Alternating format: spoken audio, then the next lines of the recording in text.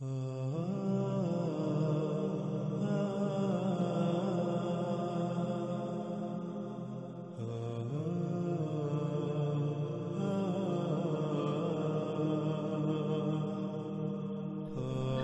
یہاں ایک اور بات واضح کرنا بہت ضروری ہے، اور وہ یہ کہ روایات میں یثرب، جسے مدینہ المنورہ بھی کہا جاتا ہے، وہاں سے ایک آگ کے ظاہر ہونے کا ذکر ملتا ہے، اور قرب قیامت ساتھ زمین کی گہرائیوں سے نکالی جانے والی آگ کو اس پر منطبق کر دیا جاتا ہے، اور پھر یہ کہا جاتا ہے کہ یہ علامت و شرط ماضی میں پوری ہو چکی۔ ناظرین، اس کی حقیقت کیا ہے؟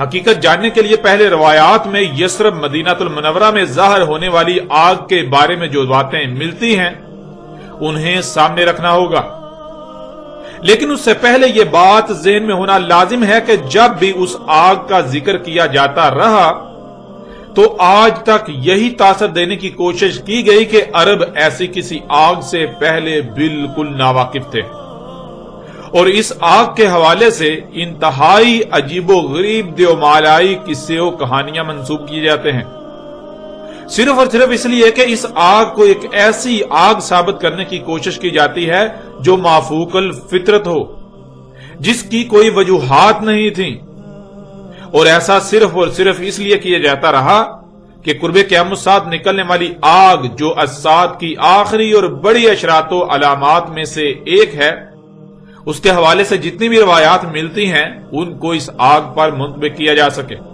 اور یوں لوگ الساعۃ کی تمام علامات و اشراط کو مافوق الفطرت اور دیومالائی قصے و کہانیاں سمجھتے رہیں جن کا حقیقت کے ساتھ کوئی تعلق نہیں۔ حالانکہ ناظرین، حقیقت تو یہ ہے کہ اس آگ کے ظہور سے پہلے بھی عرب اس آگ سے بخوبی واقف تھے جسے الحجاز سے نکلنا تھا، جس کے بارے میں رسول اللہ علیہ السلام نے کہا تھا کہ یہاں ایک آگ کا سیلاب قید ہے جو عنقریب نکلے گا۔ عرب اس آگ سے بخوبی اس لیے واقف تھے کیونکہ عرب میں پہلے بھی کئی بار اسی آگ کا ظہور ہو چکا تھا، وہ پہلے بھی کئی بار اس آگ کو دیکھ چکے تھے۔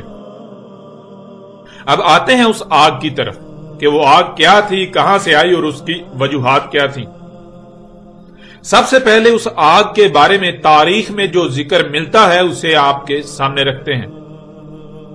مختلف تاریخی روایات میں ابو شامہ سے منقول ہے، وہ کہتے ہیں کہ بدھ کی رات 3 جمادی الاخرہ یعنی جمادی الثانی 654 ہجری کو مدینہ النبوی سے ایک ایسی انتہائی اونچی، بھیانک، زوردار اور گرجدار آواز سنائی دی جو اس سے پہلے تک سنائی دی جانے والی آوازوں میں ایسی ہی حیثیت رکھتی تھی جیسے جسم میں ہڈی کی حیثیت و اہمیت ہوتی ہے۔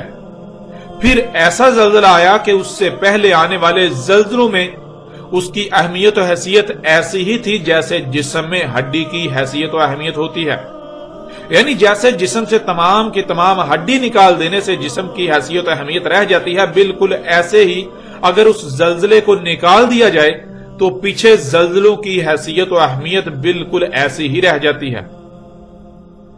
یعنی انتہائی تیز بھیانک زلزلہ آیا، زمین پھٹ کر اس میں گڑے پڑ گئے، دیواروں، چھتوں، لکڑیوں اور دروازوں کو ہلا کر رکھ دیا، اور یہ سلسلہ مسلسل اس مہینے کی 5 تاریخ جمعہ تک جاری رہا۔ یعنی 3 دن مسلسل زوردار گرجدار آوازیں آتی رہیں، جس سے 3 دن مسلسل شدید زلزلہ آیا رہا، زمین پھٹتی رہی اور در و دیوار ہلتے رہے۔ پھر اس آگ کے بارے میں کہا گیا کہ اس میں بہت زیادہ شعلے تھے، جن میں 3 تو بلند و بانگ میناروں کی طرح تھے۔ اس کے علاوہ مزید اس آگ کے حوالے سے ملتا ہے کہ وہ آگ کا ایک سمندر تھا جو دریا کی طرح بہتی تھی۔ اس آگ میں بجلی کے کڑکنے جیسی کڑک تھی۔ وہ آگ پہاڑوں اور پتھروں کو کھا جاتی تھی، یعنی پہاڑوں اور پتھروں وغیرہ کو، جو پہاڑ اور پتھر وغیرہ اس کی زد میں آتے یا تو وہ آگ کے نیچے دب جاتے یا پھر وہ پگھل کر وہی آگ بن جاتے، وہ آگ انہیں پگھلا دیتی۔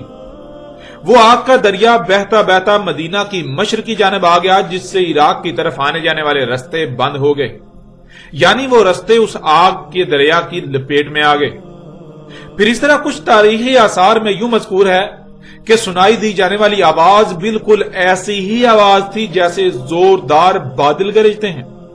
پھر شدید زلزلہ آیا جو 3 دن تک مسلسل جاری رہا، یعنی وقفے وقفے سے آوازیں سنائی دیتی رہیں گرجدار، اور وقفے وقفے سے 3 دن تک مسلسل زلزلہ آتا رہا۔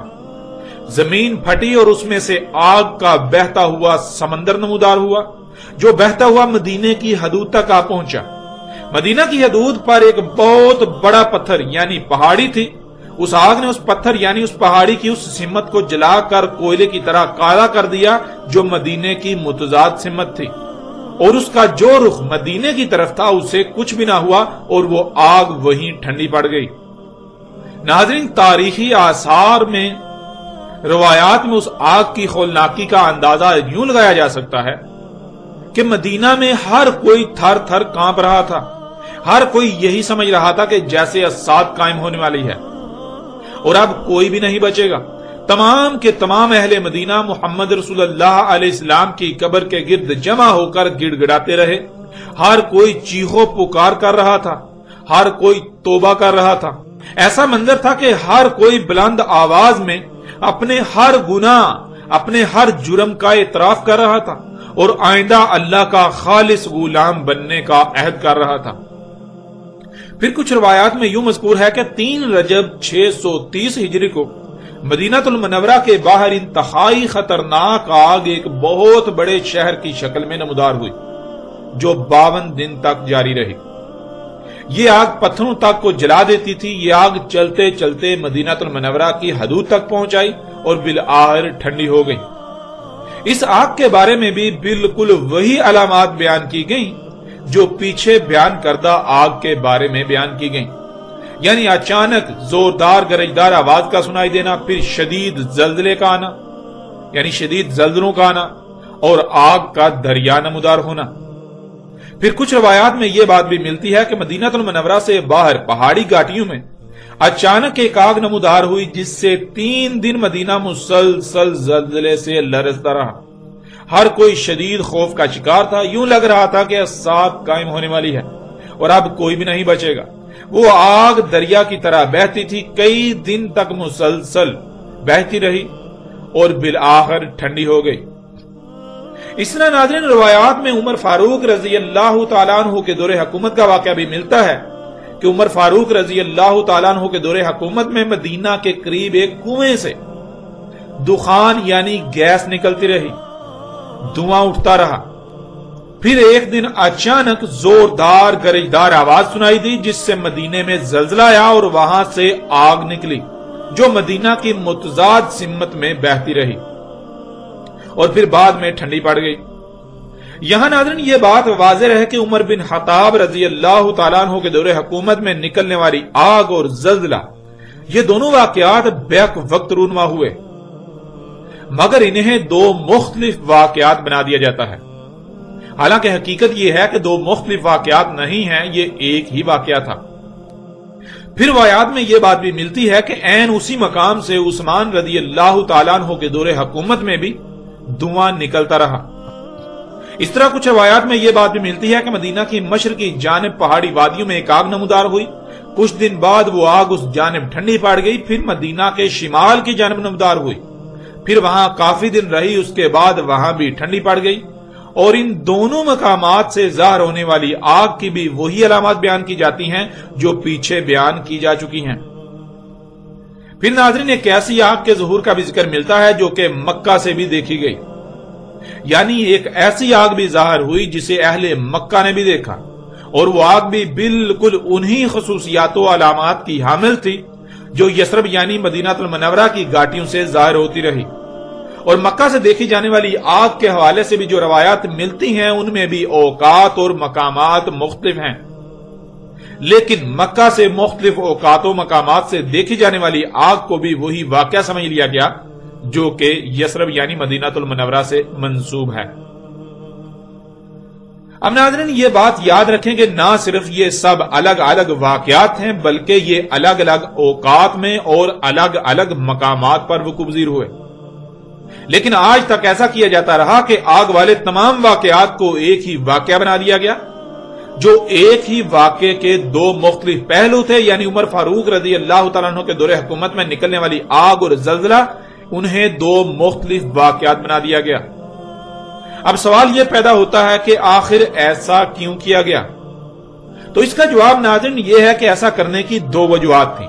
ان میں پہلی وجہ یہ تھی کہ محمد رسول اللہ علیہ السلام نے کہا تھا کہ الساعۃ کی آخری 10 علامات و اشراط میں سے ایک آگ ہے، جس کا ذکر بہت ہی تفصیل کے ساتھ گزشتہ ایک ساتھ میں گزر چکا۔ تو ناظرین شروع سے ہی ایسا ہوتا ہوا چلا آ رہا ہے کہ جب بھی دنیا میں کوئی اہم واقعہ وقوع پذیر ہوتا ہے تو مختلف شخصیات اس واقعہ پر روایات کو منطبق کرتی ہیں۔ قرب قیامت الساعۃ جس آگ کا ظہور ہونا تھا جو کہ الساعۃ کی علامات و اشراط میں سے ایک ہے، اس سے متعلق تمام روایات کو منطبق کرنے کے لیے ان تمام واقعات کو ایسے بیان کیا جاتا رہا کہ جس سے واضح طور پر یہ تاثر ملے کہ یہ ایک ہی واقعہ ہے، یعنی جو آگ ماضی میں ظاہر ہو چکی وہ ایک ہی بار ظاہر ہوئی، اور وہ یہی آگ تھی جو الساعۃ کی سب سے بڑی اور آخری علامات و اشراط میں سے تھی۔ اور ناظرین دوسری وجہ جو آگ کے ظہور کے مختلف واقعات کو ایک ہی واقعہ ثابت کرنے یا ایک ہی واقعہ ہونے کا تاثر دینے کی وجہ بنی، وہ یہ تھی کہ ان تمام واقعات میں ظاہر ہونے والی آگ کی خصوصیات میں مماثلت، یعنی جہاں سے بھی جس وقت بھی وہ آگ ظاہر ہوئی تو اس کی جو علامات بیان کی گئیں ان میں نہ صرف مماثلت تھی بلکہ بالکل ایک ہی جیسی علامات بیان کی گئیں، لیکن اوقات مختلف بیان کیے گئے۔ یوں مفسرین اور دانشور حضرات نے یہ سمجھا کہ آگ ایک ہی ہے، ایک ہی واقعہ ہے، ایک ہی آگ کا ذکر کیا جا رہا ہے، اور مختلف اوقات کا ذکر یا تو مورخین کی غلطی ہے یا پھر مختلف راویوں کے ہونے کی وجہ سے اوقات میں رد و بدل ہو گئی۔ یوں اوقات اور مقامات کو غلطی سمجھ کر نظر انداز کر دیا گیا اور ان تمام واقعات کو ایک ہی واقعہ بنا دیا گیا یا پھر ایک ہی واقعہ ہونے کا تاثر دیا گیا، جس سے ان روایات کو اس پر منطبق کرنا آسان ہو گیا جن میں محمد رسول اللہ علیہ السلام نے قرب قیامت الساعۃ نکلنے والی آگ کا ذکر کیا تھا، جو کہ الساعۃ کی سب سے آخری اور بڑی علامات و اشراط میں سے ایک تھی۔ پھر اسی کے حوالے سے پیدا ہونے والے سوالات کا دروازہ بند کرنے کے لیے ان تمام واقعات میں ظاہر ہونے والی آگ کو دیومالائی قصہ بنا دیا گیا کہ وہ آگ پہاڑوں اور پتھروں کو تو جلا کر پگھلا دیتی تھی مگر درختوں کو کچھ بھی نہ کہتی تھی۔ وہ آگ کا ایک دریا تھا جو میلوں لمبا اور چوڑا تھا مگر مدینے میں اس کی وجہ سے ٹھنڈی ہوا چلتی تھی۔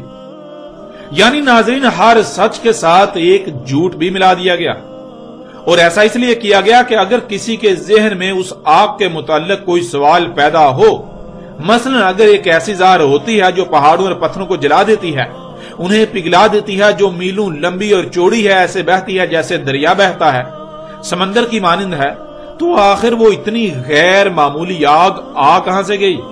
اس کی وجوہات کیا تھیں؟ یوں ایسے تمام سوالات کا دروازہ بند کرنے کے لیے ہر سچ کے ساتھ ایک جھوٹ ملا کر اسے دیومالائی کہانی بنا دیا گیا تاکہ کسی کے ذہن میں کوئی سوال پیدا ہی نہ ہو۔ ماننے والے آنکھیں بند کر کے اسے سچ مان لیں اور جو غور و فکر کرنے والے ہیں ظاہر ہے وہ تو سوالات اٹھائیں گے اور پھر ان سوالات کا جواب تو ہوگا ہی نہیں۔ یوں اسے دیومالائی قصہ بنانے سے یہ ہوگا کہ تحقیقی ذہن جو غور و فکر کرنے والے لوگ ہیں وہ اس پر توجہ دینے کی بجائے اسے دیومالائی قصہ سمجھ کر نظر انداز کر دیں گے۔ یوں اس پر کسی قسم کا کوئی سوال نہیں اٹھے گا۔ اب آتے ہیں ناظرین حقیقت کی طرف کہ آیا حقیقت کیا ہے؟ ناظرین حقیقت تو یہ ہے کہ محمد رسول اللہ علیہ السلام نے دو طرح کی آگ کے ظہور کا ذکر کیا تھا۔ ایک وہ آگ جو بعد میں الحجاز سے مختلف اوقات اور مختلف مقامات سے ظاہر ہوتی رہی، اور دوسری وہ آگ جو اشراط الساعۃ کی سب سے بڑی اور آخری علامات و اشراط میں سے ایک تھی۔ محمد رسول اللہ علیہ السلام نے جب بھی الحجاز سے آگ کے نکلنے کا ذکر کیا تو ایسے الفاظ استعمال کیے جو دونوں طرح کی آگ اور اوقات کا احاطہ کرتے ہیں، لیکن اس کے برعکس الحجاز کے علاوہ باقی خطوں سے نکلنے والی آگ کو بالکل مختلف اور منفرد انداز میں بیان کیا کہ جس سے کسی کو بھی کوئی شک و شبہ نہ رہے کہ یہ اس آگ کا ذکر کیا جا رہا ہے جو نہ صرف علامات و اشراط میں سے ایک ہے بلکہ وہ زمانے کے آخر میں جا کر ظہور پذیر ہوگی۔ ناظرین، محمد رسول اللہ علیہ السلام نے الحجاز سے جن 2 طرح کی آگ کے نکلنے کا ذکر کیا، ان میں سے ایک کا ذکر تو گزشتہ ایک ساتھ میں تفصیل کے ساتھ ہو چکا۔ اب آتے ہیں سرزمین حجاز سے دوسری طرح کی آگ کے ظاہر ہونے کی حقیقت کی طرف۔ ایک ایسی آگ جو نہ صرف یثرب سے مختلف اوقات میں اور مختلف مقامات سے ظاہر ہوتی رہی، بلکہ جو مکہ کی طرف مختلف مقامات و اوقات میں بھی ظاہر ہوتی رہی، جسے مکہ سے بھی دیکھا گیا یا جسے اہل مکہ نے بھی دیکھا۔ تو ناظرین، یہ بات ذہن میں ہونا بہت لازم ہے کہ اگر مدینہ سے ایک آگ ظاہر ہوتی ہے، جو علامات اس کی بیان کی گئی ان کے مطابق عین اسی آگ کو مکہ سے دیکھا جانا بالکل ناممکن ہے۔ بلکہ حقیقت تو یہ ہے کہ جیسے یثرب کے آس پاس مختلف اوقات و مقامات میں آگ نمودار ہوتی رہی، جو یثرب سے دیکھی جاتی رہی، بالکل ایسے ہی بالکل ویسی ہی آگ مکہ کے آس پاس بھی نمودار ہوتی رہی، جسے مکہ سے بھی دیکھا جاتا رہا۔ وہ آگ جو جب جہاں جہاں نمودار ہوئی وہاں زلزلے بھی آئے، جیسا کہ یثرب کے قریب ظاہر ہوئی تو یثرب میں بھی زلزلے آتے رہے۔ جب وہی آگ عمر فاروق رضی اللہ تعالیٰ عنہ کے دور حکومت میں نمودار ہوئی تو تب بھی زلزلہ آیا۔ ناظرین، وہ آگ کیا تھی؟ وہ آگ کیا ہے؟ حقیقت تو یہ ہے کہ وہ آگ سرزمین حجاز میں یثرب و مکہ کے آس پاس مختلف اوقات اور مقامات پر پھٹنے والے لاوے یعنی آتش فشاں تھے، اور وہ آگ کا دریا ان آتش فشاؤں سے نکل کر بہنے والا لاوا تھا۔ انہی آتش فشاؤں کے پھٹنے سے زلزلے آتے رہے۔ آپ سکرین پر تصاویر دیکھ کر چونک جائیں گے کہ جیسے جیسے روایات میں آگ کے نمودار ہونے کا ذکر ملتا ہے، بالکل عین اسی طرح کی آگ نمودار ہوتی رہی۔ اس وقت سکرین پر جو تصاویر آپ کو نظر آ رہی ہیں، یہ اس لاوے یعنی اس آتش فشاں کی ہیں جو عمر فاروق رضی اللہ تعالیٰ عنہ کے دور حکومت میں پھٹا اور اس کی وجہ سے پھر زلزلہ آیا۔ تاریخ میں بالکل واضح یہ بات موجود ہے کہ عمر فاروق رضی اللہ تعالیٰ عنہ کے دور حکومت میں ایک کنویں سے گیس یعنی دھواں نکلتا رہا، گیس نکلتی رہی، پھر وہاں سے آگ نمودار ہوئی، اور پھر اس آگ کی خصوصیات اور پھر اس کی وجہ سے زلزلے کا آنا، یہ بات بھی حقیقت کو ہر لحاظ سے واضح کر دیتی ہے۔ ناظرین، جب لاوا یعنی آتش فشاں پھٹتا ہے تو اس کے پھٹنے سے اس کے ارد گرد خطے میں آتش فشاں کی شدیدیت کے لحاظ سے زلزلہ پیدا ہوتا ہے، اور بالکل یہی عمر فاروق رضی اللہ تعالیٰ عنہ کے دور حکومت میں بھی ہوا۔ وہ کنواں جس میں اس وقت آگ نمودار ہوئی تھی اور وہ آگ مدینہ کی بجائے اس کی مخالف سمت میں بہ رہی تھی، اسے آج آپ اپنی آنکھوں سے دیکھ رہے ہیں۔ اس وقت سکرین پر جو آپ کو آتش فشاں نظر آ رہا ہے، یہ وہ آتش فشاں تھا جو عمر فاروق رضی اللہ تعالیٰ عنہ کے دور حکومت میں پھٹا، اور تصاویر میں آپ بالکل واضح دیکھ سکتے ہیں کہ اس سے نکلنے والا لاوا مدینے کی مخالف سمت میں بہا۔ اس کے بہنے کے آثار بھی بالکل واضح آپ اپنی سکرین پر دیکھ رہے ہیں۔ اور ناظرین، یہ آتش فشاں مسجد نبوی سے صرف 14 کلومیٹر کی دوری پر ہے۔ یہی وہ آتش فشاں ہے جس میں سے عثمان رضی اللہ تعالیٰ عنہ کے دور حکومت میں بھی دھواں نکلتا رہا۔ اس طرح باپ کو سکرین پر جو مناظر نظر آ رہے ہیں، یہ ان درجنوں آتش فشاؤں کے ہیں جن کے پھٹنے سے 3 دن مسلسل مدینہ زلزلے سے لرزتا رہا۔ ہر کوئی خوف کا شکار تھا، گرجدار زوردار آوازیں آتی رہیں، آگ کے بلند و بانگ شعلے مناروں کی طرح بلند ہوتے رہے۔ ان سے نکلنے والا آگ کا دریا، آگ کا سمندر جو پہاڑوں اور پتھروں کو پگھلا رہا تھا، اور یہ آگ کا دریا کئی کلومیٹر تک بہتے بہتے مدینہ کی حدود تک آ پہنچا، اور مدینہ کی حدود پر آ کر رک گیا۔ اس آگ کے دریا سے رات کو مدینہ ایسے ہی روشن ہوتا تھا جیسے دن کو سورج کی روشنی ہوتی ہے، اور دن کو اس کی روشنی کے سامنے سورج کی روشنی بھی مان پڑ جاتی تھی۔ नाज़रीन, तारीख में बिल्कुल वाज़ेह अल्फाज में यह बात मज़कूर है कि वो आग जब मदीना की हदूद पर पहुंची तो मदीना की हदूद पर एक बहुत बड़ा पत्थर था। उसकी जो सिमत मदीना की तरफ थी उसे तो कुछ भी ना हुआ, लेकिन उसके बरक्स उसकी जो मदीना की मुखालिफ सिमत थी, उस आग ने उस पत्थर को उस सिमत से जलाकर कोयले की तरह काला कर दिया और वो आग वहीं की वहीं ठंडी हो गई, वहीं की वहीं रुक गई। और नाज़रीन, आज आप इस हकीकत को भी अपनी आंखों से देख सकते हैं। इस वक्त स्क्रीन पर आपको एक बहुत बड़ा पत्थर यानी पहाड़ी सी नजर आ रही है, जो उस वक्त मदीनातुल मुनव्वरा की हदूद में था, यानी यसरब की हदूद में था। आप इसकी बैरूनी सिमत को देखें तो इसकी बैरूनी सिमत पर लावा आकर टकराया हुआ है, जिससे न सिर्फ यह पत्थर बैरूनी तरफ से कोयले का मंजर पेश कर रहा है, बल्कि वो आग, ये लावा वहीं का वहीं ठंडा पड़ चुका हुआ है। यूं उस वक्त ये आग का दरिया यहीं रुक गया, यहीं पर यह इख्तिताम पजीर हुआ। ये दहला देने वाले और चौंका देने वाले हकायक आज आप अपनी आंखों से देख रहे हैं। नाज़रीन, ये लावा जो उस वक्त जोश मारती आग का दरिया था, आग का समंदर था जिसमें बिजली के कड़कने जैसी कड़क थी, यह कहीं से 27 किलोमीटर दूर तक बहा, जो कि इंतहाई गैर मामूली फासला है, तो कहीं पर इससे कम। और इसकी चौड़ाई कहीं पर 2 किलोमीटर, कहीं पर 4 किलोमीटर, तो कहीं पर 6 से 7 किलोमीटर तक थी। इसी तरह यह आग का दरिया कहीं पर 25 किलोमीटर तक बहता बहता पहुंच गया, कहीं पर 16 किलोमीटर, कहीं पर 15, कहीं पर 13, तो कहीं पर 12 किलोमीटर या इससे कम या ज्यादा फासला तय करते करते पहुंच गया। यूं ये कमोबेश 52 दिनों तक आग का दरिया, आग का समंदर बहता रहा, ये आग नमूदार रही। ये तमाम मनाजर आज आप अपनी स्क्रीन पर देख रहे हैं।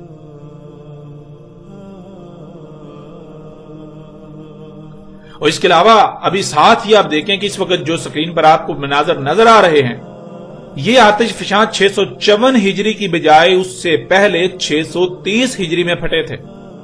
और ये भी बिल्कुल वैसे ही मनाजर हैं जिन्हें आप स्क्रीन पर देख रहे हैं। इसके बारे में भी, इस आग के बारे में भी क्यों बिल्कुल वैसे ही अलामात बयान की गई, ये हकीकत आज आपकी आंखों के सामने है। फिर नाज़रीन, जब ये आग यहां पर ठंडी पड़ी तो फिर यही आग मदीना के शमाल में नमूदार हुई और वहां भी ये कमोबेश 1 महीने तक जारी रही, जिसके बाद ठंडी पड़ गई।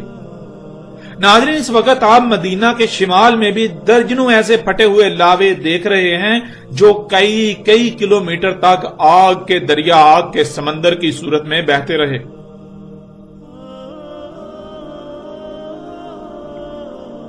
इसी तरह अगर मक्का की तरफ आए तो आपको यही आग मक्का के आसपास भी निकली हुई नजर आएगी। यानी जैसे मदीना के करीबो ज्वार पहाड़ी घाटियों में लावे फटे, बिल्कुल ऐसे ही मक्का के अतराफ पहाड़ी घाटियों में भी लावे फटे, जो आग के दरिया की सूरत में कई कई किलोमीटर तक बहते रहे। ये तमाम मनाजर आज आप अपनी स्क्रीन पर देख रहे हैं। आपको ये जो काले निशानात नजर आ रहे हैं, ये उसी आग के दरिया के हैं, ये उसी आग के हैं, ये उसी आग के समंदर के हैं जो दरिया की मानंद बहती रही, जो कि लावा था, जो ठंडा पड़ जाने की सूरत में आज काला नजर आ रहा है। इस तरह नाज़रीन, ये आग अल हिजाज, यसरब और मक्का के दरमियान कई मकामात पर जाहिर हुई और आप इस खित्ते में दर्जनों नहीं बल्कि सैकड़ों फटे हुए और दरिया की तरह बहे हुए लावे देख सकते हैं। उनके आसार बिल्कुल नुमायां नजर आ रहे हैं। नाज़रीन, इसके अलावा आपको सऊदी अरब की साहली पट्टी, यमन, इरिटेरिया और उसके आसपास के खित्ते में हजारों फटे हुए लावे नजर आएंगे, जो हजारों नहीं बल्कि लाखों मरबा किलोमीटर के वसी रकबे पर फैले हुए हैं। यानी उन हजारों आतिश फिशाओं से निकलने वाला लावा लाखों मरबा किलोमीटर पर ऐसे फैला हुआ है कि जैसे तह चढ़ी हुई होती है। नाज़रीन, ये हजारों लावे आज से तकरीबन 3500 साल से भी कबल फटे थे। اس وقت یہاں قوم شعیب، جنہیں قوم مدین یا اصحاب المتافقات بھی کہا جاتا ہے، وہ قوم آباد تھی جو ان لاووں کی زد میں آ کر ان کے نیچے دب گئی۔ ان آتش فشاؤں کے پھٹنے سے ان پر پگھلے ہوئے لاوے یعنی جلتے ہوئے پتھروں کی بارش ہوئی، اور وہ قوم اس لاوے تلے دب کر نشان عبرت بن گئی۔ اور ناظرین، اس موضوع پر آئندہ الگ سے تفصیل کے ساتھ بات کی جائے گی۔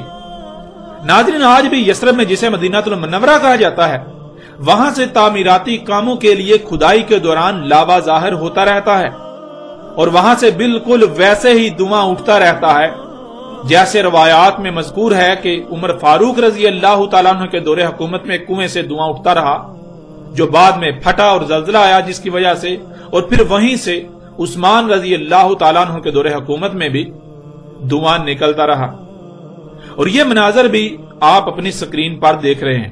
اس وقت جو تصاویر، جو ویڈیو آپ کو نظر آ رہی ہے، یہ یثرب یعنی جسے مدینہ المنورہ کہا جاتا ہے، وہاں کی ہیں، اور یہ آج موجودہ وقت کی ہیں۔ ناظرین، یہ وہ آگ تھی جو ماضی میں الحجاز کی سرزمین پر کئی مقامات سے نمودار ہوتی رہی۔ یہ کوئی دیومالائی قصہ و کہانی نہیں تھی جسے آج تک دیومالائی قصے و کہانیاں بنا دیا گیا۔ یوں یہ حقیقت بھی آج آپ کے سامنے ہے۔ یہ الگ آگ تھی جو محمد رسول اللہ علیہ السلام کے الفاظ کے عین مطابق آگ کا سیلاب زمین میں قید تھا، جو بعد میں ظاہر ہوا۔ لیکن یہ وہ آگ کا سیلاب نہیں تھا، وہ آگ نہیں تھی جو اس وقت زمین کی گہرائیوں میں ٹھنڈی حالت میں پڑی تھی، جسے قرب قیامت ساتھ نکلنا تھا، جس سے اڑنے والی مخلوقات نے اڑنا تھا، جس نے بادلوں کی طرح اڑنا تھا، جس سے خارج ہونے والی دخان یعنی گیسوں نے پوری دنیا کی فضا میں بھر جانا تھا۔ ناظرین، اب حقیقت ہر لحاظ سے آپ کے سامنے ہے، اب فیصلہ آپ کے اپنے ہاتھ میں ہے۔ چونکا دینے والے حقائق آپ کے سامنے ہیں۔ دنیا کی کوئی طاقت ان کی تردید، ان کا رد نہیں کر سکتی، ان کو غلط ثابت نہیں کر سکتی۔ اب فیصلہ آپ کے اپنے اختیار میں ہے، فیصلہ آپ کے اپنے ہاتھ میں ہے۔ چاہے تو ہر لحاظ سے حق کھل جانے کے بعد اسے تسلیم کرتے ہوئے دنیا و آخرت میں فلاح کا سودا کریں، اور چاہیں تو انکار کر کے دنیا و آخرت میں عظیم ہلاکت کا سودا کریں۔ یہ فیصلہ آپ کو کرنا ہے۔ ہمارا مقصد صرف اور صرف حق کو پہنچانا تھا، جو الحمدللہ احسن طریقے سے آپ تک پہنچا رہے ہیں۔ ناظرین، اب ان لوگوں سے سوال ہے جو ابھی تک دجال کے انتظار میں ہیں، جن کے نزدیک ابھی دجال آیا ہی نہیں، کہ جب قرب قیامت ساتھ زمین کی گہرائیوں میں چٹانی تہ سے نکلنے والی آگ، جو کہ الساعۃ کی اشراط و علامات میں سے تھی، دجال کو اس کے نکلنے سے پہلے ظاہر ہونا تھا، پہلے نکلنا تھا، اور دجال کے ظہور کے بعد اس آگ نے نکلنا تھا، تو جب آج وہ آگ بھی نکل چکی جس نے دجال کے ظہور کے بہت بعد میں اور آخر میں جا کر نکلنا تھا، تو پھر دجال ابھی تک ظاہر کیوں نہ ہوا؟ دجال کہاں گیا؟ آج دعوت الارض پوری دنیا میں دندناتا پھر رہا ہے، تو پھر دجال ابھی تک ظاہر کیوں نہ ہوا؟ کیونکہ دجال تو دعوت الارض کے بہت پہلے ظاہر ہونا تھا، بہت پہلے نکلنا تھا۔ الساعۃ کی سب سے آخری علامت و شرط دخان، طرح طرح کی گیسیں آسمان یعنی پوری دنیا کی فضا میں بھر چکی، نہ صرف بھر چکی بلکہ عذاب علیم بن چکی، تو ابھی تک دجال کا ظہور ہوا ہی نہیں۔ ایسا کیسے ہو سکتا ہے؟ دجال کو تو دخان سے پہلے نکلنا تھا۔ جب دخان بھی نکل چکی، وہ پوری دنیا کے لیے عذاب علیم بن چکی، تو دجال کہاں گیا؟ دجال کیوں نہ نکلا؟ کیا نعوذ باللہ ثم نعوذ باللہ محمد رسول اللہ علیہ السلام نے جھوٹ بولا تھا؟ وہ صحیح سے رہنمائی نہیں کر سکے تھے؟ یا پھر آپ نے جو عقائد و نظریات دجال کے بارے میں بنائے ہوئے ہیں وہ باطل ہیں، وہ بے بنیاد ہیں، وہ جھوٹ ہیں؟ اے عقل کے اندھو، اس بات پر غور کرو کہ محمد رسول اللہ علیہ السلام نے کیا کہا تھا۔ محمد رسول اللہ علیہ السلام نے کہا تھا کہ جب دجال نکلے گا اس وقت لوگ اس کو نہیں پہچان پائیں گے، دجال کی موجودگی میں لوگ اسے پہچان نہیں پائیں گے اور اسے اپنا رب بنا بیٹھیں گے۔ جب جن کی موجودگی میں دجال کو نکلنا تھا، جن کی زندگی میں دجال نے موجود ہونا تھا، وہ نہیں پہچان سکیں گے، انہوں نے نہیں پہچان سکنا تھا تو پھر جن کی زندگیوں میں دجال کا تصور تک بھی نہیں تھا، انہوں نے دجال کا پورا خاکہ کیسے بنا دیا؟ ان کی عقلوں میں دجال کیسے آ گیا؟ انہوں نے آج سے پہلے وہ جو تمہارے آباء و اجداد ہیں جن کے پیچھے تم اندھوں کی طرح چلے جا رہے ہو کہ ہمارے اسلاف نے، ہمارے بڑوں نے دجال کے بارے میں یہ لکھا تھا، انہوں نے کہا تھا ایسا ہوگا ویسا ہوگا، اس کے پیچھے بھاگ رہے ہو، ان کی عقلوں میں دجال کیسے آ گیا؟ جن کی زندگیوں میں نکلنا تھا ان کی عقلوں میں آنا ہی نہیں تھا، اور جن کی زندگیوں میں تصور تک نہیں تھا دجال میں، انہوں نے دجال کے پورے خاکے نقشے کھینچ دیے۔ یہ کیسے ہو گیا؟ کیا نعوذ باللہ ثم نعوذ باللہ محمد رسول اللہ علیہ السلام جھوٹے تھے، وہ غلط تھے اور تم سچے؟ اپنی آنکھیں کھولو، اپنی آنکھیں کھولو، ہوش کے ناخن لو، عقل سے کام لو، اس سے پہلے کہ دیر ہو جائے۔ فرات سے قرب قیام الساعت کے وقت ایسی قیمتی ترین شے، ایسا خزانہ جس کے سامنے باقی تمام کی تمام قیمتی سے قیمتی اشیاء کی چمک دمک مان پڑ جانا تھی، جب وہ بھی ظاہر ہو چکی، وہ خزانہ بھی ظاہر ہو چکا، تو پھر دجال ابھی تک کیوں نہ آیا؟ کیونکہ دجال نے تو اس سے بہت پہلے آنا تھا۔ ذرا غور کرو، کیا روایات میں یہ چیز، یہ بات موجود نہیں ہے کہ دجال کا ایک ید، ایک ہاتھ دوسرے کی نسبت لمبا ہوگا؟ اس کا جو لمبا ہاتھ ہوگا اس کو وہ سمندروں میں ڈالے گا، اس کا لمبا ہاتھ سمندروں میں جائے گا، سمندروں میں جا کر سمندر کے نیچے سطح زمین میں سوراخ کر کے اس میں داخل ہو جائے گا اور اس میں سے زمین کے خزانے نکالے گا۔ اے عقل کے اندھو غور کرو، کیا کوئی 5-6 فٹ کا شخص ایسا ہو سکتا ہے کہ اس کا ہاتھ اتنا لمبا ہو کہ جو 5-6 کلومیٹر گہرے سمندر میں داخل ہو اور پھر اس سے بھی نیچے آگے زمین کے اندر 5-6 کلومیٹر گہرائی میں جا کر وہاں سے خزانے نکالے؟ یعنی کیا ایسا ممکن ہے کہ ایک 5-6 فٹ کا ٹھینے قد کا شخص ہو اور اس کا 12 کلومیٹر لمبا ہاتھ ہو؟ کیا ایسا ممکن ہے؟ اے عقل کے اندھو غور کرو، آج یہ سب تمہارے سامنے ہو چکا، آج یہ سب تمہارے سامنے ہو رہا ہے۔ غور کرو، دجال کیا ہونا تھا؟ دجال نے رب ہونا تھا۔ کون سا رب؟ اصل رب یا نقل رب؟ دجال نے نقل رب ہونا تھا۔ تو نقل تو اصل کی آتی ہے، نقل کو اس وقت تک نہیں پہچانا جا سکتا جب تک کہ اصل کی پہچان نہ ہو۔ اگر تم یہ کہتے ہو کہ دجال ایک شخص ہے تو لا محالہ اس کا مطلب یہ ہے کہ تمہارے عقائد و نظریات یہ ہیں کہ دجال چونکہ نقل رب ہے تو اصل جو ہے وہ بھی پھر ایک شخص ہے، یعنی اللہ ایک شخص ہے، ایک 6 فٹ کا شخص ہے۔ تم یہ ثابت کرتے ہو اپنے اعمال سے، اپنے دعووں سے۔ ظاہر ہے نقل تو اصل کی آتی ہے۔ دجال جو کہ اصل نہیں نقل رب ہوگا، اگر وہ 5-6 فٹ کا ایک شخص ہوگا یا اس سے بھی ٹھگنے قد کا ایک شخص ہوگا، ٹیڑھی ٹانگوں والا، گنگریالے بالوں والا، تو پھر بلا شک و شبہ جس کی نقل ہے وہ تو اصل بھی تو ویسی ہی ہوگی نا، کیونکہ نقل تو اصل کی آتی ہے۔ تو غور کرو، کیا اللہ ایسا ہے؟ اگر دجال کو پہچاننا ہے تو پہلے اپنے اصل رب کو پہچانو۔ غور کرو، کون ہے جس نے تمہیں وجود دیا؟ کون ہے جو تمہیں آکسیجن دے رہا ہے؟ آکسیجن کیسے خلق کر رہا ہے؟ کون ہے جو تمہیں کھانے کو رزق دے رہا ہے؟ غور کرو، پیچھے فطرت پر جاؤ۔ تمہارے آباء و اجداد کو جب یہ مشینیں، یہ ایجادات نہیں تھیں تو تب وہ کون سا رزق، وہ رزق کہاں سے آتا تھا؟ اس کائنات میں کون سی ایسی مخلوقات، مشینیں تھیں جو اس رزق کو ان کے لیے خلق کرتی تھی؟ غور کرو، اصل رب سامنے آ جائے گا۔ اصل رب جو ہے وہ بھی مخلوقات کا مجموعہ ہے، لیکن وہ فطرتی مخلوقات، وہ فطرت ہے۔ نقل رب مصنوعی مخلوقات کا مجموعہ ہے۔ یہ ہے اصل اور نقل۔ جب تم نے اصل رب کو پہچان لیا تو نقل رب کو بھی پہچان لوگے۔ یوں حق ہر لحاظ سے تمہارے سامنے ہے۔ اصل رب تمام کی تمام فطرتی مخلوقات کا مجموعہ، وہی مخلوقات آگے مخلوقات کو وجود دے رہی ہیں، وہی مخلوقات دوسری مخلوقات کی ضروریات خلق کر رہی ہیں۔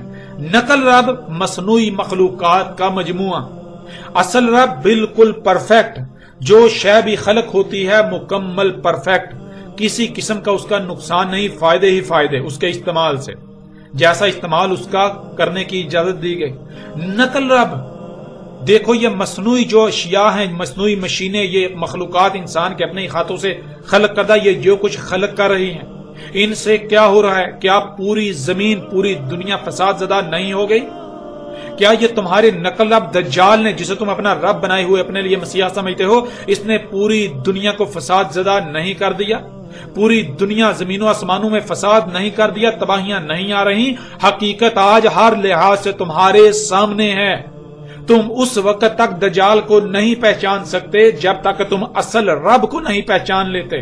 تم سے اگر اصل رب اللہ کے بارے میں سوال کیا جائے تو تمہارے پاس جواب ہے ہی نہیں۔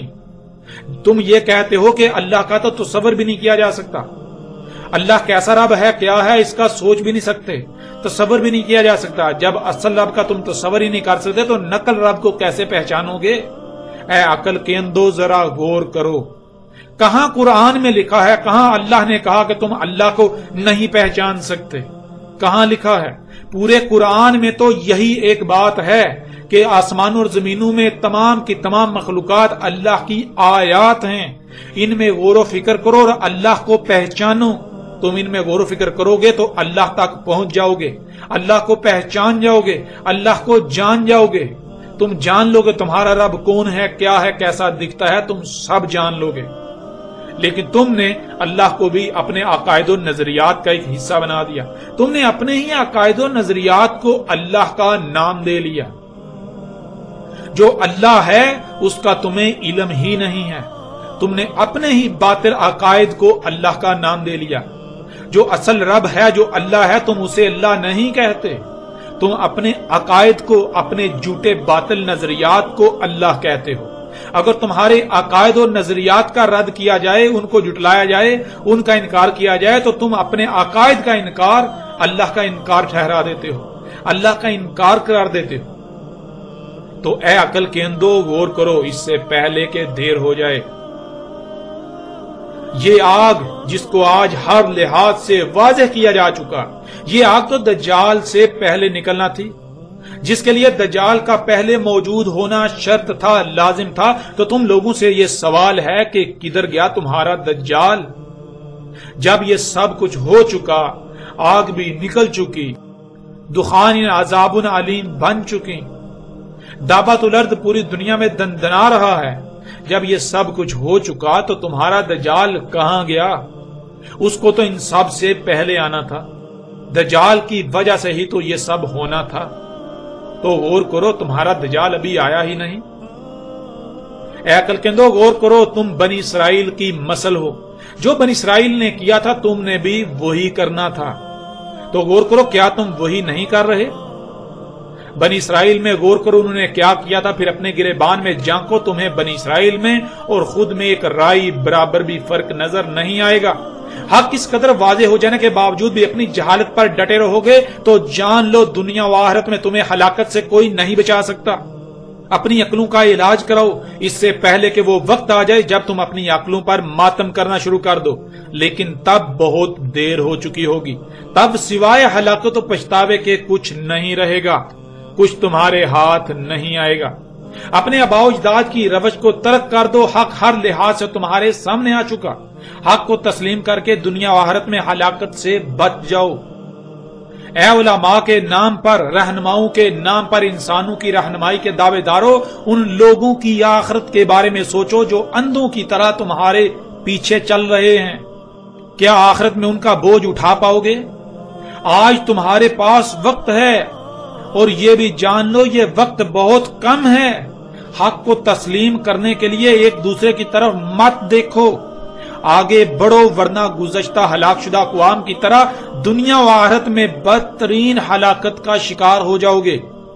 جان لو تمہیں ہر لحاظ سے کھول کھول کر متنبہ کیا جا رہا ہے۔ جان لو کل کو تمہارے پاس کوئی بہانہ، کوئی عذر نہیں ہوگا۔ جان لو تم پر سوائے حجت کے پیچھے کچھ نہیں بچے گا۔ اے وہ لوگوں جو اندھوں کی طرح فرقہ پرستی میں ڈوبے ہوئے ہو، اس غلیظ ترین جوہر سے باہر نکل آؤ۔ اندھوں کی طرح علماء کے نام پر نبوت کے دعوے داروں، اللہ کے دشمنوں کے پیچھے مت چلو، غور و فکر کرو، حق تمہارے سامنے ہے، اسے تسلیم کر لو۔ آج جن کے پیچھے تم اندھوں کی طرح چل رہے ہو، کل کو یہ تمہارے کچھ کام نہیں آئیں گے، یہ تو خود چیخو پکار کر رہے ہوں گے، یہ تمہاری نصرت کیسے کریں گے؟ تم انہیں اپنا رہنما بنا کر ان کے پیچھے چل رہے ہو، انہیں اپنا رہنما بنا کر بیٹھے ہوئے ہو، انہیں اللہ کے نمائندے سمجھ رہے ہو، انہیں انبیاء کے وارث سمجھ رہے ہو، جان لو یہ اللہ کے دشمن ہیں۔